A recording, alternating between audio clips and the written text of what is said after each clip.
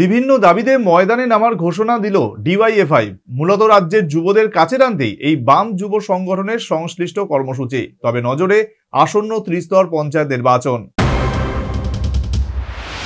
দরজায় কড়া নাড়ছে ত্রিস্তরীয় পঞ্চায়েত নির্বাচন। স্বাভাবিকভাবেই এই নির্বাচনকে সামনে রেখে প্রতিটি রাজনৈতিক দল তাদের সাংগঠনিক শক্তি প্রদর্শনের মাধ্যমে জনভীতি করে তোলার দিকে নজর দিয়েছে। আর এজন্য সংশ্লিষ্ট রাজনৈতিক দলগুলি তাদের অঙ্গ সংগঠনগুলিকে ময়দানমুখী করছে।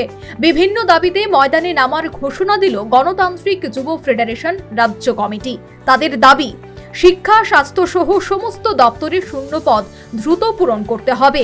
বেহাল শিক্ষা, স্বাস্থ্য, বিদ্যুৎ পরিষেবার হাল ফেরাতে অবিলম্বে দ্রুত প্রয়োজনীয় পদক্ষেপ গ্রহণ করা সহ ইত্যাদি। মঙ্গলবার রাজধানীর মেলার মাঠস্থিত ছাত্র যুব ভবনে সাংবাদিক সম্মেলনে ডিওয়াইএফআই রাজ্য সভাপতি পলাশ ভৌমিক, সম্পাদক নবারুণ দেব সহ অন্যান্য রাজ্য নেতৃত্বরা এই ঘোষণা দেয়। আজ থেকে 2 সপ্তাহ ব্যাপী ডিওয়াইএফআই এর উদ্যোগে কাজের দাবিতে নেশার বিরুদ্ধে রাজ্যব্যাপী যে আমরা আন্দোলন কর্মসূচি হাতে নিয়েছি, এই সম্পর্কে ডিওয়াইএফআই এর রাজ্য সম্পাদক তার প্রাথমিক বিষয়বস্তু সম্পর্কে আপনাদেরকে অবগত করেছেন এবং আমাদের রাজ্যে কর্মসংস্থানের যে বেহাল অবস্থা, বেহাল চিত্র, কিভাবে আমাদের রাজ্যের শিক্ষিত বেকার ছেলে মেয়েদের সাথে প্রতারণা করা হচ্ছে, এই সম্পর্কে এখানে আলোচনা তুলে ধরা হয়েছে। আমি আমাদের রাজ্যের ছাত্র যুবক থেকে শুরু করে সাধারণ মানুষ নেশার কবলে পড়ে কিভাবে তাদের জীবন যৌবন নষ্ট করছে, তার কয়েকটি ঘটনা বিষয় আপনাদের সামনে খুব সংক্ষিপ্তভাবে রাখতে চাই। রাজ্যবাসী এদিন সাংবাদিক সম্মেলনে ডিওয়াইএফআই রাজ্য সভাপতি সরকারি দপ্তরে বেসরকারি নিয়োগ বন্ধ করার দাবি জানায়।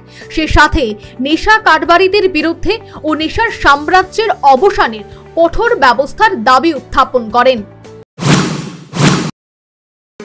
আমরা বিরোধিতা করছি। আজকে সরকারি দপ্তরগুলো মুখ থুবড়ে পড়ছে মূলত এই কারণে যে সরকারি দপ্তরে বেসরকারি নিয়োগের প্রশ্ন। এখন কোন পত্রিকা আমরা দেখছি, গুরুত্বপূর্ণ পত্রিকায়, যে আমাদের বিধানসভায় যে 137টা পোস্টে নিয়োগের যে সিদ্ধান্ত নিয়েছিল, নিয়োগ প্রক্রিয়া শুরু হয়েছিল বিধানসভায়, এই নিয়োগ প্রক্রিয়া বাতিল করে এখন আমরা শুনছি সেখানে নাকি আউটসোর্সিং এর মাধ্যমে কারোর পছন্দের লোক সেখানে নিয়োগ করার জন্য সরকারি চাকরির নিয়োগ প্রক্রিয়া বাতিল করেছেন। ভয়ঙ্কর। আমরা শুরু থেকে এই দাবি জানাচ্ছি, ফেল করা এই মুখ্যমন্ত্রী কোন সময় দেখবেন কোন দপ্তরে শূন্য পদ, কোন দপ্তরে কি আছেন। শূন্য পদের অবস্থান কি? 2018 সালের 19 জুন বিধানসভায় এই বর্তমান সরকার।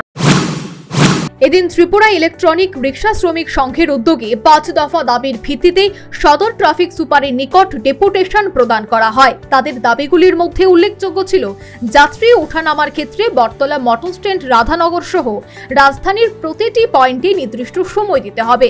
ট্রাফিক পুলিশ কর্তৃক ইলেকট্রনিক ই-রিক্সা হয়রানিমূলক ছবি তোলার মাধ্যমে জরিমানার আওতায় আনা বন্ধ করতে হবে। প্রতিটি পয়েন্টে ট্রাফিক কর্তৃক ক্লোকারের মাধ্যমে গরিব শ্রমিকদের দীর্ঘক্ষণ আটকে রাখার প্রথা অবিলম্বে প্রত্যাহার করতে হবে ইত্যাদি।